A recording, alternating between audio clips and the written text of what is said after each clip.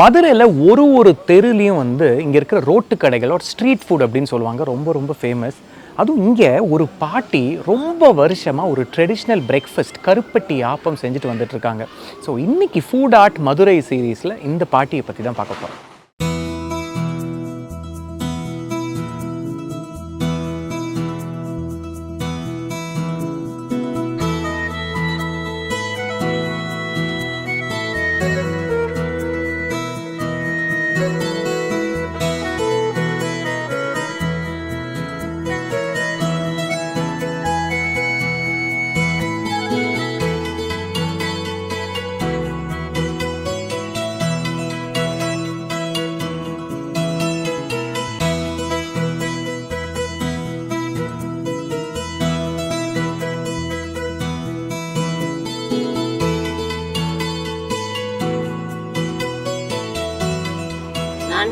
தறி நெஞ்சிட்டே இருந்தேன், தறி தொழில் விட்டுட்டு இருந்தேன்.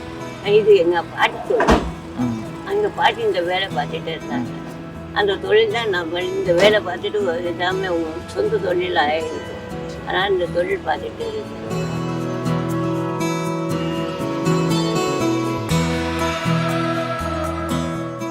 நான் வந்த பிறகு எவ்வளவோ பேர் காலி ஆகிட்டாங்க. முதியோர்கள்லாம் மருமக செய்கிற கொடுமைக்கு வந்து இங்கே அழுதுட்டு 2 ஆப்பிள் சாப்பிட்டு போகும்.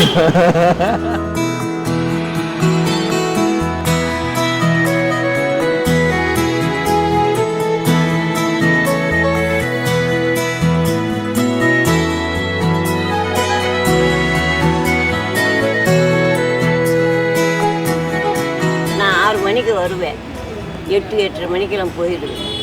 இப்போ தான் 11 மணி 10 மணி ஆகுது.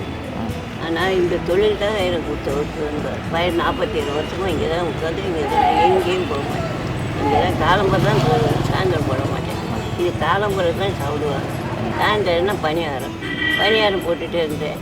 பணியாரம் போட முடியலை, ஆனால் 2 வேலை பார்க்க முடியலைன்ட்டு இந்த ஆப்பத்தோடு நிப்பாட்டிட்டேன்.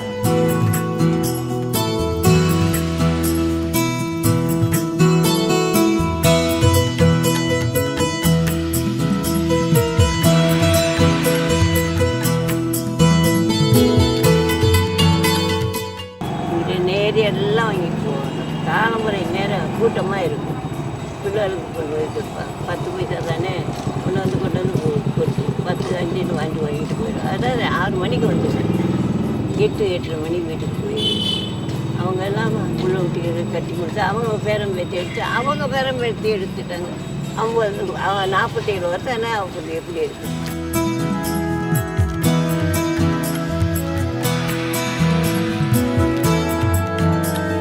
நல்லா இருக்குமான்றது சொல்லிட்டேன். ஆஃபீஸுக்கு போகிறவங்க கூட காலம்புற ஆஃபீஸுக்கு போவாங்கல்ல, அவங்க கூட சாப்பிட்டு போவாங்க. அப்போ உங்களுக்கு எப்படி இருக்கும்? அவங்க நல்லா இருக்கு சொன்னதானே நான் சொல்கிறேன்ல. அவங்க சாப்பிட்டு நல்லா இருக்குன்னு சொன்னால் போதும், வேறு காசு பிரிச்சு இல்லை.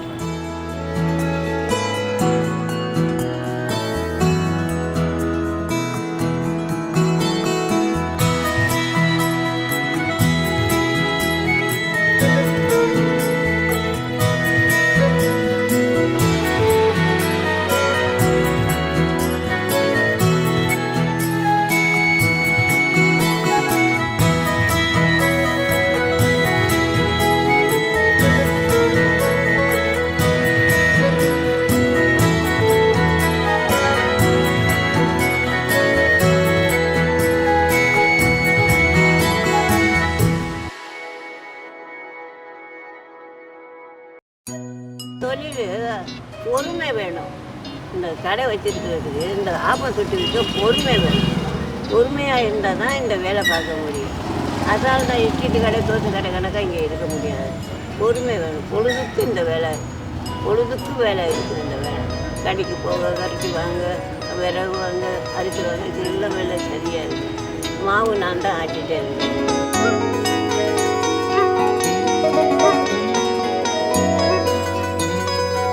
அரிசி ஊற போட்டுட வேண்டியதான். கொஞ்சம் வெந்தயத்தோடு கொஞ்சம் வெந்தயம் போடட்டும். கலக்கி எடுத்துட வேண்டியதான். கறிவை எடுத்துட்டா சாயந்தரம் போல் மாவு ஆட்டி வச்சிட வேண்டியது. வெள்ளெண்ணெய் மாவு ஆட்டினா புளிச்சிடும்.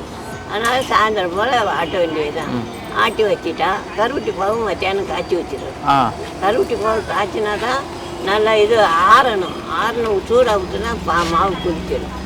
அது ஆறின பிறகு மறுநாள் காலம்புற ஆப்பம் சொல்கிறோம்ல அந்த நேரம் இந்த கருப்பட்டி பாவு ஊற்றி கலக்கி ஊற்றி சாப்பிடுவோம்.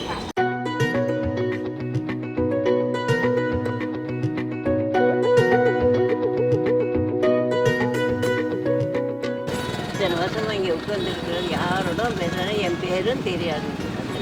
இத்தனை வருஷமாக என் பேரும் தெரியாது. ஆப்பக்காரமான தான் தெரியும். எனக்கு ஒரு ஆப்பம் கொடுக்கல சாப்பிட்றேன்.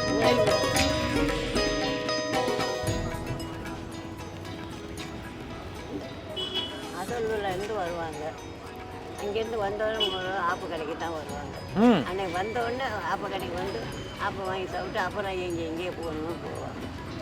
பாட்டி ஊருக்கு போவோம். பிரமாதமாக இருக்குது.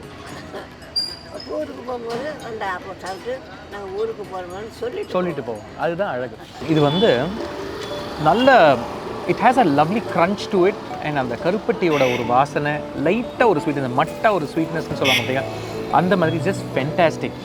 எனக்கு இவங்கக்கிட்ட பேசும்போது I only go back to my management degree. Operations மேனேஜ்மெண்ட்டில் வந்து she can be a case study. இந்த இடத்துல வந்து செட் பண்ணுறதுக்கு சும்மா ஒரு பையை தூக்கிட்டு வந்தாங்க.